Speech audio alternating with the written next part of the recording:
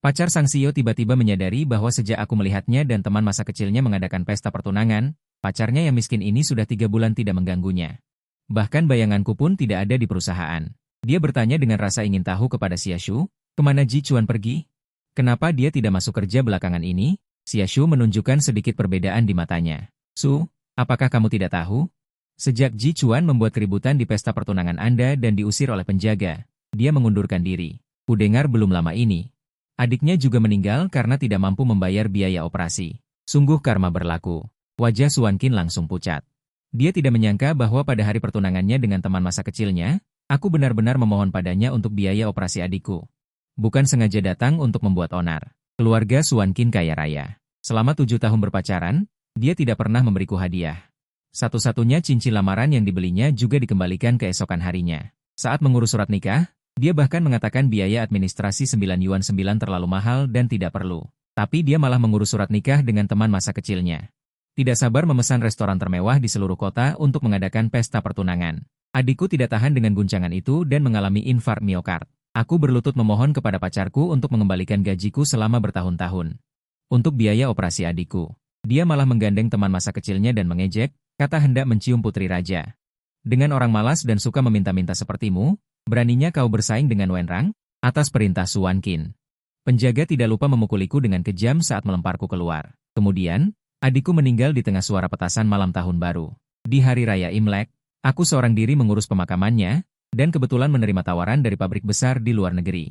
Saat aku pulang untuk mengambil paspor, pacarku, yang baru saja menemani teman masa kecilnya mengunjungi kerabat dan suasana hatinya sedang baik, mengira aku sedang bermain tarik ulur. Dia dengan luar biasa bermurah hati berkata, "Berhentilah berpura-pura. Apa yang bisa terjadi pada adikmu? Paling-paling aku akan memberimu pernikahan mewah." Biar dia juga merasa sombong. Tapi dia tidak tahu bahwa sejak adikku menghembuskan napas terakhirnya, aku sudah memutuskan untuk tidak menginginkannya lagi. Aku baru saja mengambil paspor, sebuah tangan putih dan ramping. Tiba-tiba merebut paspor di tanganku. Sedang mencari apa dengan begitu serius? Bahkan tidak menyadari aku kembali. Pacarku, Suan Qin, baru saja kembali dari luar, ujung hidungnya membeku menjadi merah. Setelah menyadari itu adalah paspor. Sudut bibirnya yang semula sedikit terangkat menjadi datar, alisnya sedikit berkerut. Untuk apa mengambil paspor? Mau pergi ke luar negeri? Bukankah sudah kubilang, keluarga Wenrang terus mendesak? Tapi dia hanya membantunya mengurus surat nikah untuk menenangkan keluarganya. Sebentar lagi dia akan diam-diam bercerai. Aku bahkan tidak mendongak. Dengan wajah dingin merebut kembali paspor. Melihat aku tidak senang, Suan Qin akhirnya menggunakan jurus pamungkasnya. Dia mengeluarkan jepit rambut pita berwarna merah muda dan menggoyangkannya ke arahku. Ini untuk Wei Wei. Jangan lagi berbohong padaku tentang operasinya untuk menarik perhatianku. Itu tidak ada gunanya. Saat aku memikirkan wajah pucat adikku, hatiku hancur. Aku tidak menerima pita kupu-kupu dari Suan Qin. Dengan dingin, "Suan Qin, kita putus saja." Belum sempat 3 kata ini terucap, Suan Qin memotong perkataanku. "Sudahlah. Bukankah kamu dan adikmu kekurangan uang untuk tahun baru?" Dia menjentikan jarinya dan mentransfer 200 yuan kepadaku. "Anggap saja uang ini untuk membeli makanan bergizi untuk adikku. Tidak perlu menulis surat utang." Lucu sekali, dia takut aku boros. Dia ingin aku menyerahkan gaji dan dia menyetujui uang jajan untukku. Setiap kali dia mentransfer uang kepadaku, dia memintaku untuk menulis surat utang. 7 tahun berpacaran, aku malah berutang banyak pada Suan Qin. Dulu aku hanya menganggapnya sedang membuka perusahaan, jadi dia lebih sensitif terhadap uang dan memenuhi semua permintaannya. Tetapi penghematannya hanya berlaku untukku sendiri. Dia bisa menghabiskan banyak uang untuk membeli mobil mewah untuk Wenrang, dan dia juga bisa membeli villa untuknya tanpa mengubah ekspresinya. Setiap kali berita tentang itu menjadi sensasi. Di mana ada uang, disitulah ia digunakan. Setelah sadar, aku segera mentransfer kembali 200 yuan itu dan berkata dengan dingin, "Tidak perlu. Tidak perlu." Suan Qin akhirnya melihatku dengan serius, seolah memikirkan sesuatu. Dengan tak berdaya dia berkata, "Merasa kurang? Aku janji padamu. Aku akan mengadakan pernikahan denganmu, oke? Biar adikmu juga bisa pamer." Kata, "pamer," kali ini benar-benar menusuk telinga. Tetapi aku telah mendengarnya selama 7 tahun. Aku hanya ingin menikmati kehidupan normal pasangan yang saling memberi hadiah. Kehidupan pergi berbelanja, dia menuduhku pamer dan suka membanding-bandingkan, mengatakan bahwa aku mengingini uang keluarganya. Tidak perlu mengadakan pernikahan. Kamu dan aku bukan suami istri. Wajah cantik Suan Qin benar-benar runtuh, menunjukkan ekspresi marah yang kukenal. Tepat pada saat ini, pintu rumah diketuk. Suan Qin melirikku dengan tajam, berbalik dan membuka pintu. Detik berikutnya, aku mendengar suaranya yang riang. Kenapa kamu datang? Aku menoleh dan melihat Wenrang berdiri di depan pintu, mengenakan pakaian yang sama dengan Suan Qin. Jaket kecil pasangan. Dia mengangkat tangannya dan dengan akrab serta penuh kasih sayang mengacak-acak rambut Suan Qin. Putri kecil, teman-temanku datang hari ini. Mereka ingin melihat seperti apa rupa ipar mereka. Temani aku sehari lagi, ya? Melewati Suan Qin, dia melihat ke arahku dengan sengaja memprovokasi. Pei Jichuan, kamu tidak akan marah, kan? Kamu juga tidak marah beberapa hari yang lalu. Aku dan Suan Qin hanyalah saudara perempuan, kau tahu. Saat berbicara, dia sengaja menggandeng Wenrang, memamerkan cincin kawin di tangan mereka. Suan Qin tampak sangat manja. Kelalaian, bergandengan, memamerkan cincin kawin di tangan mereka. Suan Qin tampak sangat manja. Jangan mendesak, cepat setujui. Dia tidak akan marah, tenang saja.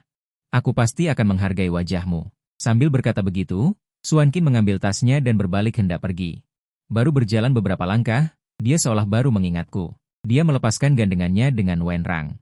Mendekat, memegang wajahku dan mencium sudut bibirku. Tenang saja. Ini yang terakhir kalinya. Mulai sekarang aku akan menemanimu setiap hari. Tapi Suan Qin, tidak ada masa depan untuk kita. Aku dengan kuat menghapus sudut bibirku, menyaksikan dengan mata kepala sendiri mereka bercanda menjauh. Kemudian berbalik, aku mengeluarkan ponsel untuk membayar pesanan. Aplikasi pemesanan tiket di ponsel menampilkan pesan. Tiket tambahan untuk penerbangan luar negeri Anda dari kota Hai ke Houston telah berhasil dibeli. Akan lepas landas besok sore pukul 3. Mohon buat perencanaan dengan baik. Aku mengirimkan tangkapan layar itu kepada HR dari perusahaan besar di luar negeri yang menghubungiku. Belum sempat aku berbicara, HR itu dengan gembira berkata, Pei, kami sudah menunggumu dengan tidak sabar. Semua orang akan menyambutmu besok. Ekspresiku melembut. Tidak ada cinta, tapi aku bisa mengejar sumpahku sendiri. Kemudian mengangkat barang-barang yang sudah lama ku kemas dan berjalan keluar. Tidak ingin berada di rumah ini sedetik pun, tapi justru bertabrakan dengan Suan Qin. Dia mengerutkan kening dan membanting pintu. Pei Jichuan, kau mau pergi kemana? Wenrang yang berada di belakangnya berkata dengan munafik, Jichuan, jangan salah paham. Wan Qin hanya berakting untuk menjaga nama baikku. Jangan bertengkar dengannya karena aku, apalagi sampai kabur dari rumah. Aku malas mendengarkan lagi, dengan acuh berkata, Suan Qin, mari kita putus. Suan Qin hendak memarahiku dengan kasar, tapi tertegun sejenak karena perkataanku ini. Kemudian membelalakan mata dan berseru, putus? Hanya karena aku dan Wenrang sedikit bersandiwara? Kau mau memutuskan hubungan denganku, Pei Jichuan? Apa kau masih ingin mengadakan pernikahan? Dalam hatinya, dia mungkin masih mengira aku sangat mencintainya sehingga berani menggunakan pernikahan untuk mengancamku. Jika dulu, aku benar-benar akan menurutinya.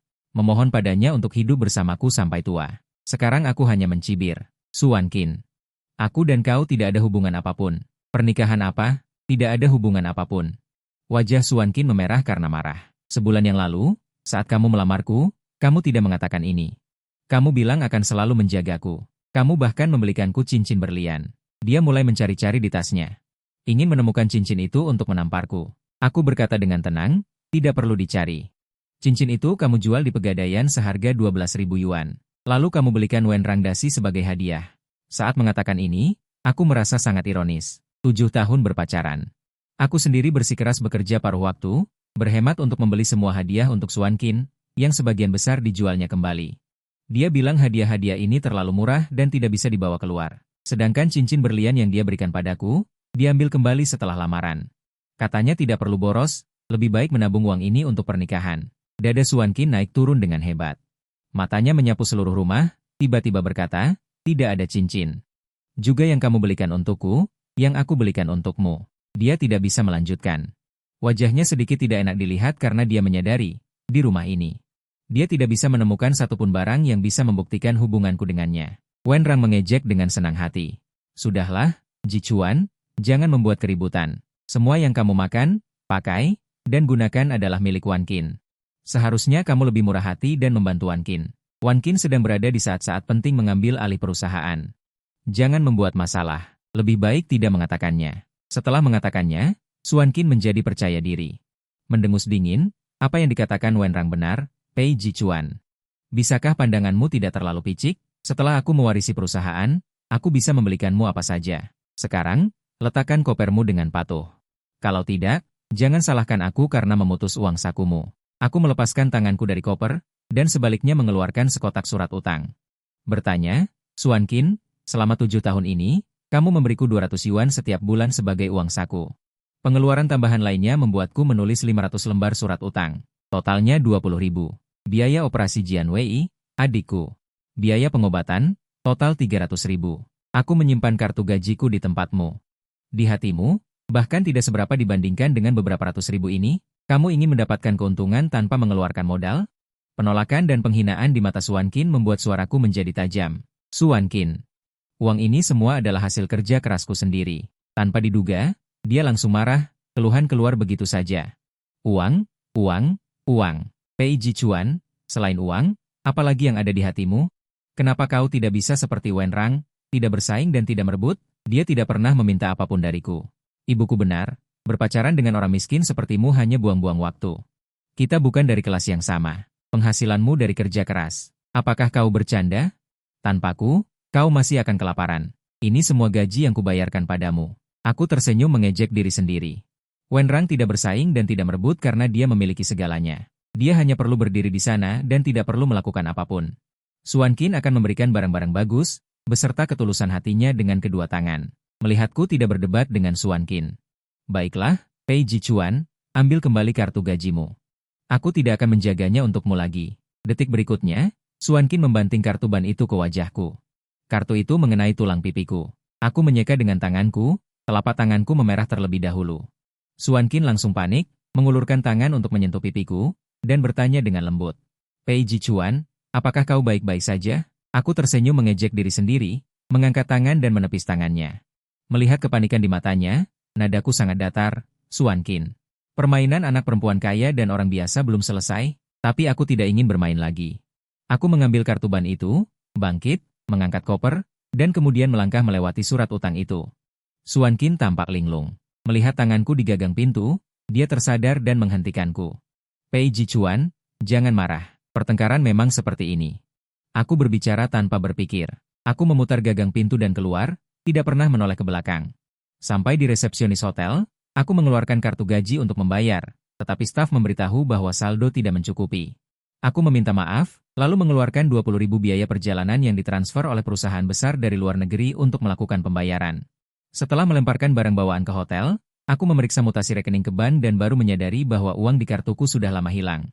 Catatan pembayaran adalah berbagai restoran pasangan, kamar suite pasangan, toko khusus pakaian pria. Suan Qin tidak pernah melakukan pengeluaran pasangan apapun denganku, juga tidak memberiku pakaian. Dengan siapa? Sudah jelas. Saat itu, bagian personalia mengirimiku pesan, Pei Jichuan. Jika kau terburu-buru, besok pagi pergi sendiri ke CEO Su untuk menandatangani. Aku membalas dengan kata, baik. Tidur nyenyak semalaman. Keesokan paginya, aku melewati bagian personalia sesekali. Melihat sosok Suan Qin yang memesona, bagian personalia sedang sibuk memproses penerimaan Wen Rang, memberikan pujian. Tuan Wen, Nona Su sangat baik padamu. Kalian berdua sangat serasi. Wen Rang tampak puas, lencana wakil presiden terpampang di dadanya. Wan Qin, kamu langsung memberiku posisi wakil presiden. Apakah semua orang akan mengatakan aku masuk karena koneksi? Aku ingat Jichuan bersamamu selama 7 tahun dan hanya seorang ketua tim. Suan Qin tidak peduli, membantu Wen Rang merapikan lengan bajunya. Kamu adalah suamiku. Siapa yang berani mengatakan apa-apa? Atau kamu tidak mau menggunakan koneksiku? Mereka tampak masih seperti pasangan pengantin baru yang mesra. Karena sudah bertemu Suan Qin, kenapa kamu terus mengejarku? Aku menyerahkan surat pengunduran diri padanya. Nona Su, tolong tanda tangani. Mata Suan Qin berbinar saat melihatku, perlahan mengambilnya. Matanya menelusuri surat pengunduran diri itu. Dengan nada mengejek yang sedikit kecewa, dia berkata, mengundurkan diri? Berpura-pura punya harga diri? Jangan lupa adikmu punya penyakit jantung. Berapa banyak biaya operasi dan perawatan lanjutan yang dibutuhkan? Dengan sedikit tabunganmu itu. Dalam beberapa hari, kamu akan kelaparan. Wen Rang tampak puas. Benar, Jichuan. Jangan hanya karena kesenangan sesaat, kamu mengabaikan nyawa adikmu. Orang lain menambahkan, tidak mengetahui kebenaran. Tapi, Nona Su, adik Pei Jichuan sudah meninggal. Beberapa waktu lalu dia meminta izin padaku. Suan Qin langsung terkejut, ujung jarinya yang memegang surat pengunduran diri itu sedikit bergetar. Dia melihat ekspresiku yang datar. Tiba-tiba dia merasa sedikit bersalah. Kenapa kamu tidak memberitahuku? Melihat tatapannya yang tidak fokus. Aku tiba-tiba teringat bertahun-tahun lalu, ketika Suan Qin dengan lembut membacakan cerita pengantar tidur di depan ranjang Jian Wei yang sakit parah. Juga teringat di depan altar Jian Wei, dengan air mata berlinang dia memegang tanganku dan berkata, Kak, maafkan aku. Seharusnya aku tidak salah mempercayai kamu dan Kak Su untuk bersama. Dia pembohong. Rasa sakit yang menusuk hati masih menyebar. Dengan dingin aku berkata, Nona Su, ini hanya urusan pribadi. Apakah aku juga harus melaporkannya padamu? Wenrang mengerutkan kening, hendak menegurku karena tidak sopan. Detik berikutnya, Suan Qin tiba-tiba menarikku keluar dari bagian personalia. Dia melihat ke kiri dan ke kanan, lalu dengan lembut memasukkan surat pengunduran diri ke tanganku.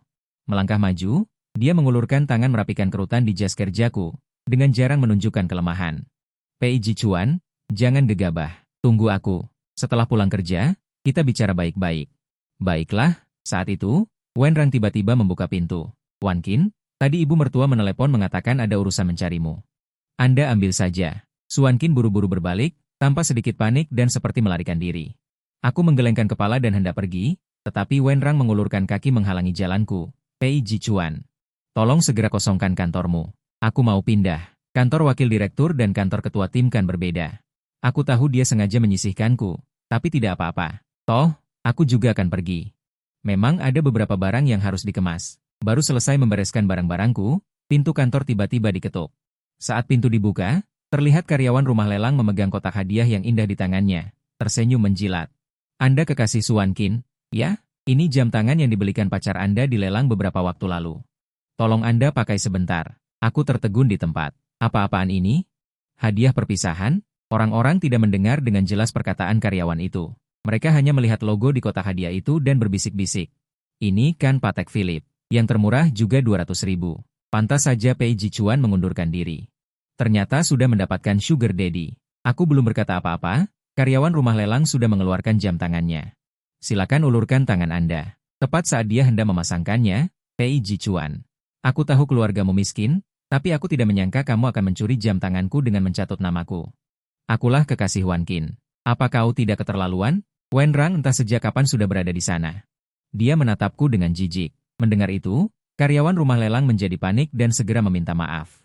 Wenrang melambaikan tangan, memberi isyarat tidak apa-apa, lalu berpura-pura baik padaku. Sudahlah. Pei Jichuan mungkin belum pernah melihat barang bagus. Wajar jika dia tergiur sesaat. Hanya saja perusahaan tidak bisa mentolerir hal seperti ini. Budaya mencuri. Aku sudah tahu Suan Qin tidak mungkin begitu dermawan padaku. Melihat itu, orang-orang mendesak Wenrang untuk memakai jam tangannya. Tuan Wen, Nona Su sangat baik padamu. Benar-benar penjilat gila. Pei Jichuan itu kulitnya setebal tembok. Beraninya dia berpura-pura menjadi dirimu. Sepertinya tidak perlu memberinya muka. Usir saja dia langsung. Aku tersenyum mengejek diri sendiri. Saat aku hendak mengambil barang-barangku untuk pergi, terdengar suara Suan Qin bertanya di telingaku. Pei Jichuan. Ada apa ini? Orang-orang beramai-ramai membela Wenrang. Nona Su. Tangan Pei Jichuan tidak bersih. Dia bahkan mencuri di depan Tuan Wen. Lihat jam tangan ini, harganya minimal jutaan. Aku menunduk, menunggu Suan Qin memarahiku karena sombong, memarahiku karena mata duitan. Tapi dia membungkuk ke arah Wenrang dan berkata, lepaskan, lepaskan, 3 kata ini. Membuat semua orang di tempat kejadian menunjukkan ekspresi terkejut, bahkan tidak berani bernapas. Mata mereka tertuju padaku dan Suan Qin. Berputar di antara Wenrang. Mereka tidak pernah bermimpi bahwa Suan Qin akan pada saat ini meminta suaminya untuk melepas jam tangannya. Ini tidak diragukan lagi menampar wajah Wenrang. Bahkan aku menatap Suan Qin beberapa kali lagi.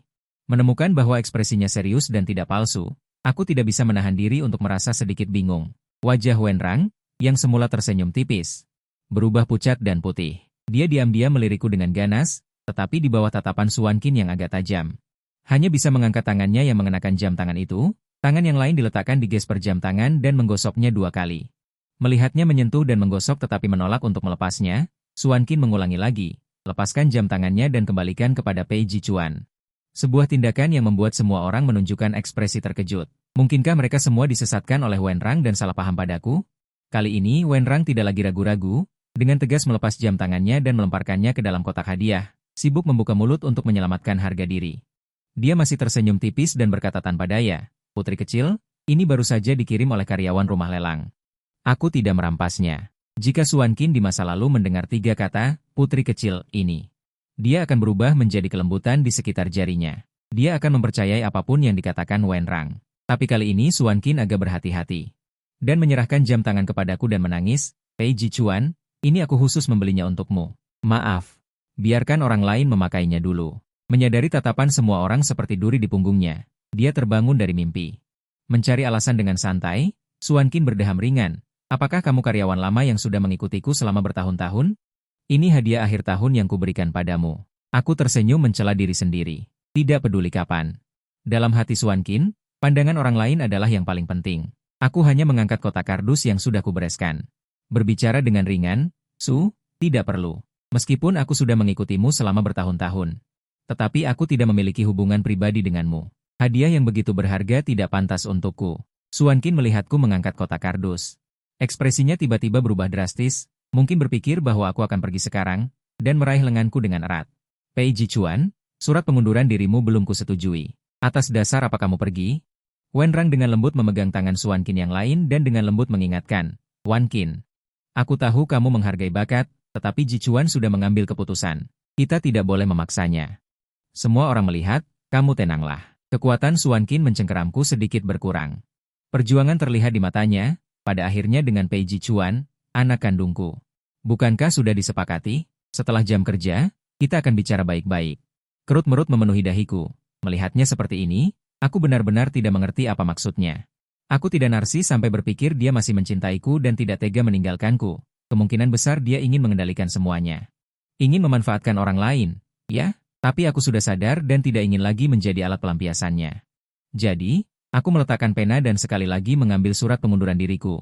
Suzong. Wenzong benar, sebaiknya kamu segera menandatanganinya. Aku masih kurang cocok untuk perusahaan ini. Wenrang mendesak, Wan Qin, dengarkan Jichuan. Paksaan tidak akan menghasilkan kebahagiaan, tetapi Suan Qin secara tak terduga menjadi marah. Api berkobar di matanya. Seolah-olah dia telah dihina. Detik berikutnya, dia merebut surat pengunduran diriku. Kemudian merobeknya menjadi berkeping-keping, mengucapkan kata demi kata, Pei Jichuan. Baik, rencanamu berhasil. Aku mengakui bahwa kau adalah pacarku. Bisakah kau tetap tinggal? Mendengar ini, semua orang bahkan lebih terkejut. Bagaimanapun, di hati mereka. Aku pasti orang yang tidak bermoral, Lester yang terus-menerus mengejar Suan Qin. Aku tersenyum dingin. Suzong, jangan bercanda. Orang yang menikah denganmu adalah Wenzong. Orang yang bertunangan denganmu adalah Wenzong. Apa yang kau katakan membuat Wenzong sangat malu. Wajah Wenrang sangat pucat. Entah kenapa, aku merasa sedikit senang di hatiku. Dulu, hanya aku yang melihat Wenrang pamer di depanku. Membuatku merasa tidak nyaman. Sekarang akhirnya dia juga merasakan perasaan ini. Ekspresi Suan Qin juga sangat buruk. Dia tiba-tiba tersenyum, Pei Jichuan, kemana lagi kau bisa pergi tanpaku? Kau sudah lebih dari 30 tahun. Perusahaan mana yang akan menginginkanmu? Jangan tidak tahu diri. Aku melihat jam di kantor. Tanpa sadar, sudah pukul 11. Jika aku terus berdebat, aku bisa ketinggalan pesawat. Jadi, aku mengeluarkan ultimatum terakhirku, Suzong. Awalnya aku ingin berpisah dengan baik-baik, tetapi jika kau dengan paksa tidak mengizinkanku mengundurkan diri, maka aku hanya bisa mencari pengacara dan melakukan arbitrase tenaga kerja denganmu. Suan Qin segera menunjukkan ekspresi tidak percaya. Dia tidak pernah menyangka bahwa aku akan begitu tegas untuk pergi. Sebuah suara dingin dan menjijikan datang dari belakang. Siapa yang ingin melakukan arbitrase tenaga kerja? Suan Qin menoleh tetapi seluruh tubuhnya bergetar. Seolah-olah menyinggung harimau, tanpa sadar dengan hormat memanggil dengan tenang. Bu, kenapa ibu datang? Suan Qin mewarisi gen ibunya, keduanya memiliki kemiripan. Ibu Su sangat menjaga dirinya. Mengenakan setelan profesional, dia terlihat paling banyak berusia 40-an. Hanya kerutan di sudut mata dan bibirnya. Mengkhianati usia sebenarnya. Mendengar panggilan Suan Qin, kerutan di antara alis Ibu Su semakin dalam. Bukankah aku sudah memberitahumu bagaimana seharusnya aku dipanggil di perusahaan? Apa perlu aku memberitahumu lagi? Suan Qin mengerutkan bibirnya dan segera berkata kepada Ibu Su dengan patuh, Direktur Su. Wenrang kemudian mengangkat sudut bibirnya. Dengan hangat memeluk lengan Ibu Su dengan berbakti. Bu, kenapa ibu datang ke perusahaan? Ibu Su juga tidak lupa menanggapi dengan hormat. Saat menelepon tadi, aku merasa kondisi Wan Qin tidak baik. Aku pikir ada sesuatu yang terjadi antara kamu dan wakil direktur.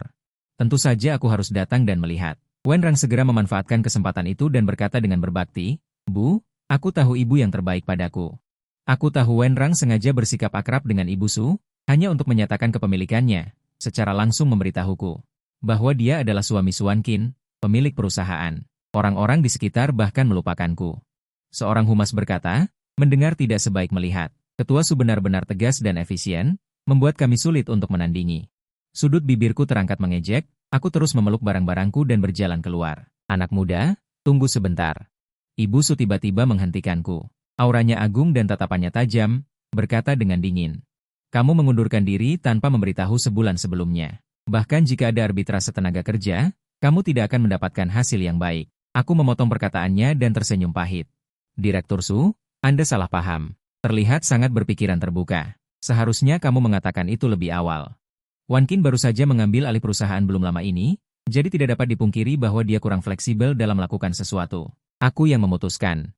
Kamu boleh pergi sekarang. Su Wan Qin diam-diam mengangkat matanya, mencengkeram sudut pakaian Ibu Su dan memohon.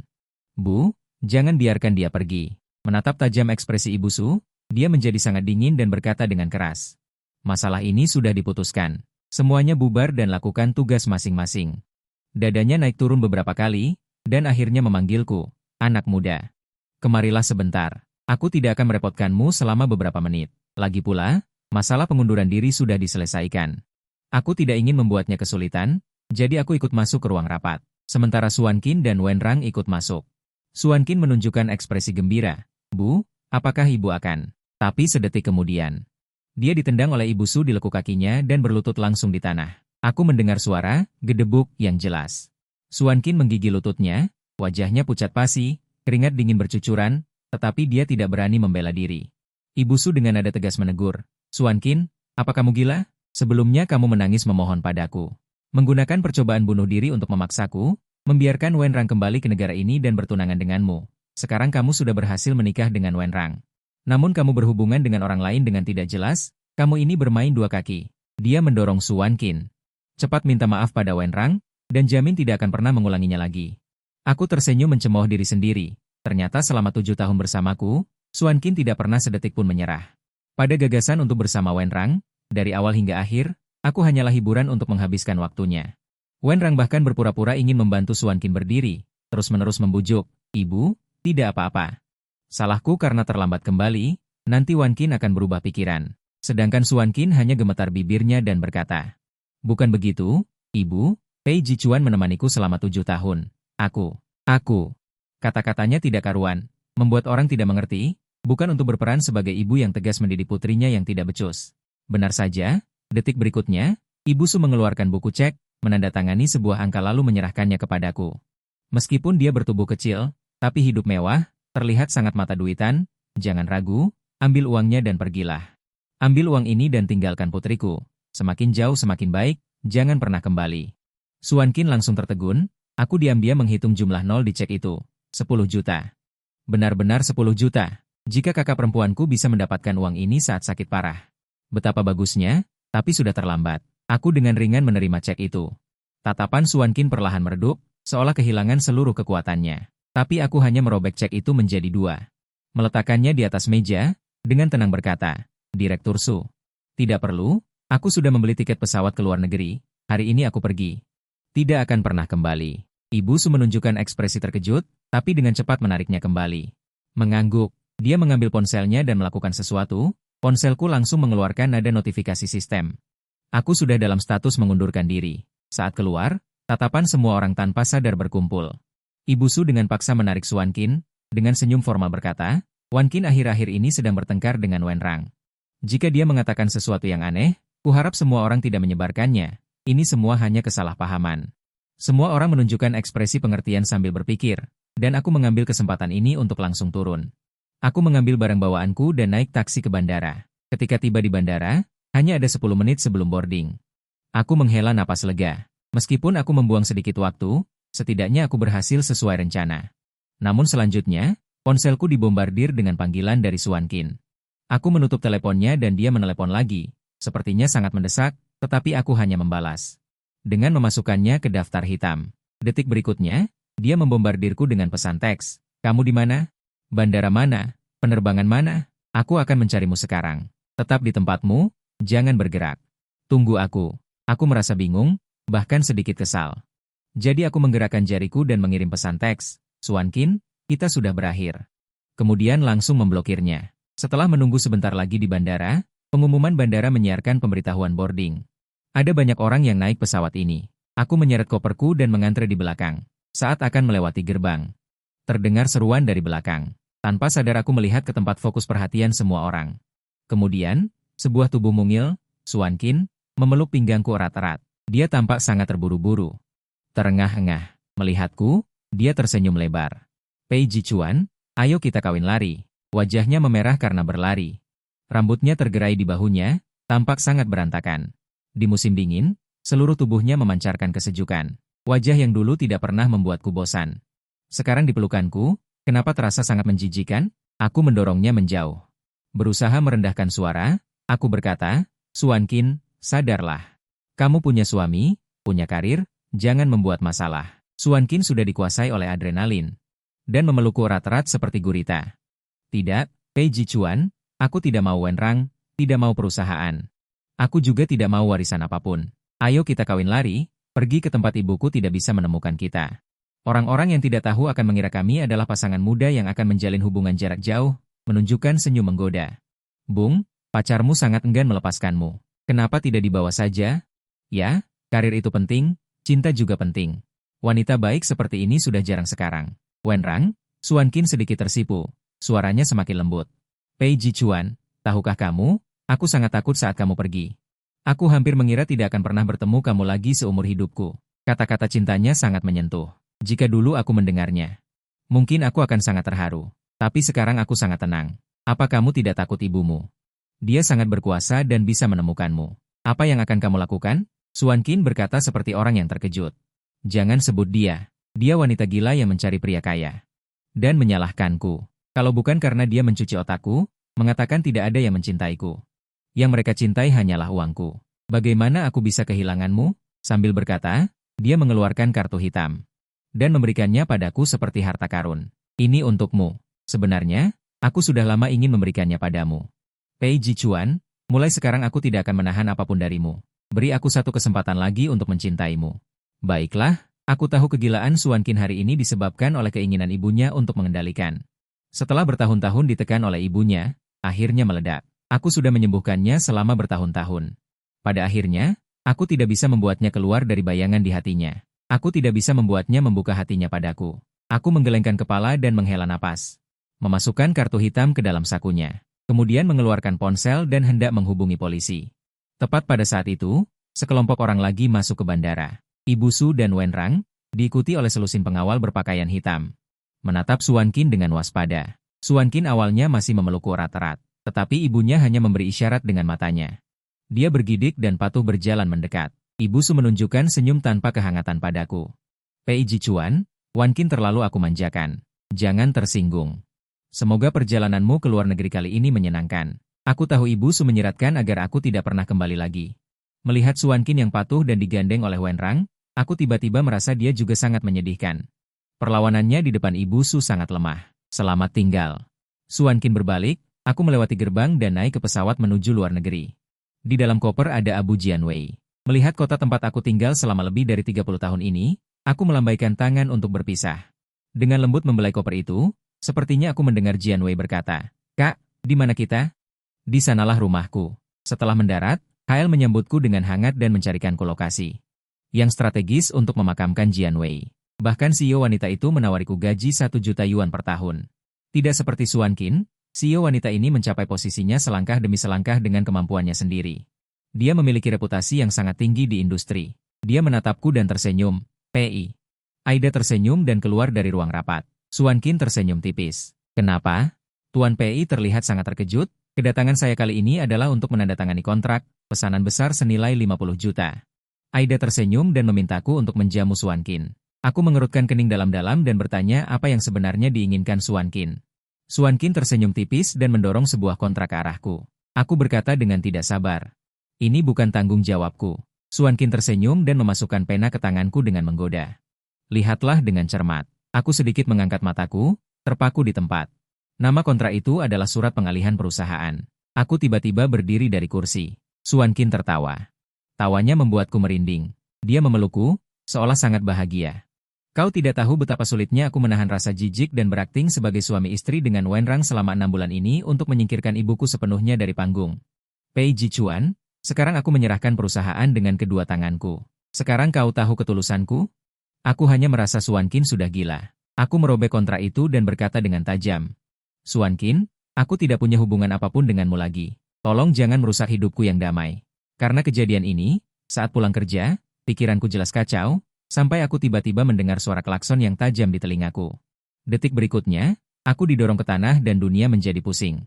Dan suara berdenging memenuhi segalanya. Setelah sekian lama, indraku kembali normal. Aku berkedip dan menyadari bahwa ada kecelakaan mobil di samping, tergeletak di genangan darah. Adalah seorang wanita dengan tubuh mungil dan rambut hitam legam. Alis dan matanya basah oleh darah, tetapi aku masih bisa mengenalinya sekilas. Su Wanqin. Dan suara berdenging semakin keras. Aku terhuyung-huyung mendekat. Mencoba merasakan napasnya. Meskipun lemah, masih ada. Untungnya, ada rumah sakit tidak jauh dari lingkungan ini. Ambulans datang dengan cepat, dan polisi juga datang untuk membuat laporan. Mereka memberitahuku. Pengemudi itu mabuk dan jalur kendaraannya menabrak trotoar. Su Wanqin mendorongku menjauh. Namun, aku terlempar. Di rumah sakit, wajah Su Wanqin pucat. Kepalanya dibalut perban tebal. Dokter mengatakan Su Wanqin beruntung, hanya gegar otak ringan dan kelelahan berlebihan. Dia hanya perlu istirahat beberapa waktu. Atas dasar kemanusiaan, aku hanya bisa mengambil cuti untuk merawat Su Wanqin. Sampai dia bangun. Sejujurnya, dia menyelamatkan hidupku. Tidak ada yang tidak akan tersentuh oleh tindakannya. Tapi dulu, untuk mengejar Wenrang, dia melakukan begitu banyak. Setelah akhirnya bersama Wenrang. Mengapa dia bersusah payah mencariku lagi? Saat aku sedang berpikir, bulu matanya bergetar ringan. Dia bangun. Bahkan sebelum aku bisa berbicara, dia meraih tanganku. Pei Jichuan, aku sudah bercerai dengan Wenrang. Hanya saja beritanya belum keluar. Jangan menghindariku. Karena perubahan emosi yang terlalu besar, kepalanya terasa sakit sekali. Dia menutup matanya rapat-rapat, tetapi tangannya masih mencengkeramku erat-erat, seolah takut aku akan melarikan diri begitu saja. Aku merasa lucu dan bertanya balik padanya. Su Wanqin, apakah kamu mempermainkan pernikahan? Setelah selesai berbicara, aku memasukkan tangannya ke dalam selimut. Aku marah pada Wenrang. Begitu telepon terhubung, aku mendengar suara dia menggertakkan gigi. Pei Jichuan. Apakah kamu pamer padaku? Jangan kira sekarang Wanqin tertarik padamu karena taktik tarik ulurmu. Kamu bisa menjadi menantu emas keluarga Su. Kamu terlalu percaya diri. Sungguh ironis. Apakah dia pikir semua orang sama sepertinya? Mengejar posisi menantu emas? Aku hanya berkata. Su Wanqin mengalami kecelakaan mobil. Datang dan jemput dia. Setelah selesai berbicara, aku mencari dokter. Dokter memberitahuku bahwa pemulihan Su Wanqin cukup baik. Dia bisa keluar dari rumah sakit dalam 2 hari istirahat. Su Wanqin cemberut, tidak senang. Aku sudah sembuh. Pei Jichuan, apakah kamu tidak akan merawatku lagi? Sekarang kamu akhirnya kembali seperti dulu. Baik padaku. Aku tidak ingin keluar dari rumah sakit. Seandainya saja mobil itu membuatku lumpuh. Mendengar kata-katanya yang gila. Aku hanya merasa itu tidak masuk akal. Dulu dia memang suka bertingkah manja, tapi dia sudah berusia 30 tahun. Kenapa masih kekanak-kanakan? Aku memberikan jeruk yang sudah dikupas ke tangannya. Tidak ada maksud lain. Jika kamu lumpuh, ibumu tidak akan melepaskanku. Dia tampak sangat kecewa. Dia mematahkan kulit jeruk dengan jarinya dan meletakkan jeruk itu di atas meja dengan marah. Aku tidak mengatakan apa-apa. Hanya mengambil tas kerja, dengan dingin berkata, Wenrang akan menjemputmu malam ini. Aku pergi kerja dulu. Setelah mengatakan itu, aku berbalik dan pergi. Mendengar Su Wanqin memanggil namaku dengan marah. Memarahiku tidak punya hati nurani. Kekuatan tindakan Wenrang sangat menentukan. Malamnya aku pergi ke rumah sakit untuk serah terima tugas dengannya. Baru saja memasuki ruang rawat, dia memukulku. Matanya merah.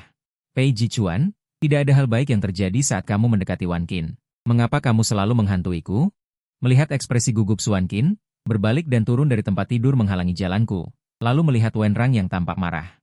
Sudut mulutku melengkung membentuk senyuman mengejek. Berakting pertemuan idola di depanku? Kalau begitu aku akan berakting penuh kasih sayang. Skenario cermin pecah yang bersatu kembali memang bagus, tapi aku tidak ingin menjadi kambing hitam. Aku menendang orang tua Wenrang. Melemparkan buku catatan medis Su Wanqin padanya, dengan dingin berkata, Wenrang, urus istrimu baik-baik. Awalnya aku mengira Wenrang membawa Su Wanqin kembali, tidak lama kemudian. Ketertarikan Su Wanqin padaku akan memudar. Setelah terbiasa dengan kepergianku, dia tidak akan mencariku lagi. Siapa sangka dia setiap hari berjongkok di bawah gedung perusahaanku. Bahkan Wenrang membelikannya kopi panas untuk menghangatkan tangannya. Benar-benar menjadi pemandangan yang aneh. Hari ini bahkan lebih keterlaluan. Sebuah Hellion Casco biasa diparkir di bawah. Ibu Su benar-benar datang. Sementara Su Wanqin dengan keras kepala menolak untuk pergi, menarik perhatian orang yang lewat untuk terus menonton. CEO wanita Aida melihat pemandangan ini. Tertawa terbahak-bahak, menyuruhku untuk menanganinya agar tidak memengaruhi citra perusahaan. Aku terdiam. Turun ke bawah dan berjalan ke hadapan Su Wanqin. Angin dingin menggigit. Su Wanqin mendorong ibunya menjauh, menggosok jari telunjuknya yang dingin, dan bertanya dengan gembira. Pei Jichuan, kamu memaafkanku? Aku hanya berkata. Direktur Su sudah datang, kamu kembali saja dengannya. Ekspresi Suan Qin langsung runtuh. Pupil hitam legam Ibu Su sangat dalam dan tak berdasar, nadanya mengancam dengan datar. Suan Qin, kamu benar-benar berpikir aku begitu mudah dijatuhkan? Jika kamu tidak menginginkan perusahaan, tetaplah di sini. Aku akan mencari orang lain untuk mengelola perusahaan.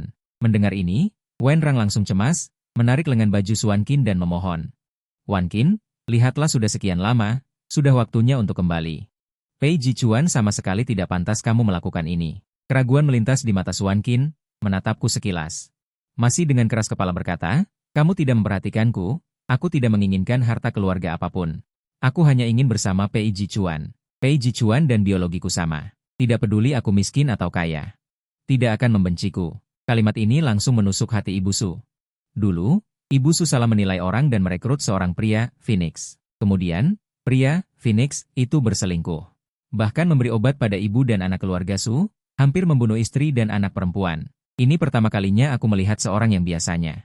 Ibu Su yang anggun menunjukkan ekspresi garang yang sebenarnya. Dia mencibir. Baik, jangan menyesal, Wen Rang. Ikut aku, jangan pedulikan dia. Wen Rang ragu sejenak. Masih mengikuti Ibu Su. Aku melihat Suan Qin yang ditinggalkan sendirian dan merasa pusing. Ibu Su menepati janjinya dan membekukan semua kartu ban Suan Qin. Suan Qin tidak punya pilihan selain menjual barang-barang mewahnya karena bahasa Inggrisnya tidak terlalu bagus. Jadi dia hanya bisa melakukan pekerjaan dasar, mencuci piring, melihat semakin banyak radang dingin di tangannya. Bahkan semakin sulit untuk ditekuk. Aku hanya bisa berulang kali membujuk dan mengatakan padanya bahwa aku tidak lagi mencintainya. Biarkan dia segera kembali ke negara itu. Tapi dia tidak tahu apa yang dia pikirkan, wajahnya manis. Aku tahu kamu melakukan ini untuk kebaikanku, tidak apa-apa. Aku tidak merasa lelah. Aku ingin berjuang keras. Ibuku hanya memiliki satu anak yaitu aku. Dia pasti akan menyerah. Nanti kau ikut aku kembali ke negara itu. Aku akan langsung mengalihkan semua properti atas namaku kepadamu. Baiklah, harus dikatakan, dia benar-benar melamun. Dulu, aku bersedia menoleransi segalanya seperti merawat anak kecil. Baru sekarang aku menyadari betapa egois dan mengerikannya bayi raksasa ini. Sekarang, aku bisa dianggap telah melakukan yang terbaik. Aku tidak lagi bertanya tentang kehidupan Suan Qin dan berkonsentrasi pada pekerjaanku. Karena penampilanku sangat luar biasa. Aida langsung mempromosikanku menjadi wakil presiden dengan gaji tahunan 5 juta. Seluruh perusahaan memberiku berkah. Tepat pada hari aku dipromosikan, Suan Qin menungguku di bawah. Dia agak berhati-hati. Memberiku dasi, khusus untuk Jichuan. Selamat ulang tahun. Ini yang kubeli untukmu dengan gaji 1 bulan. Coba pakai. Aku dengan lembut mengambilnya. Mata Suan Qin berbinar inci demi inci, dan sudut mulutnya tidak bisa menahan senyum. Kemudian aku berbalik dan menarik rekan kerja yang lewat, bertanya, apakah kamu mau membeli dasi ini seharga 50? Rekan kerja itu tertawa. Merek ini tidak murah. Kamu menjualnya padaku? Aku mengangguk, lalu bertukar uang dan barang dengan rekan kerja itu. Suan Qin, yang menyaksikan adegan ini, tanpa pucat pasi. Ada apa denganmu? Aku terkekeh pelan, Suan Qin. Selama 7 tahun ini, bukankah kamu memperlakukanku seperti ini? Apa menurutmu kita masih mungkin bersama di masa depan? Suan Qin? Suan Qin menatapku dengan tatapan tulus. Dia berbalik dan lari. Keesokan harinya, aku mendengar berita kepulangannya dari restoran tempat dia bekerja.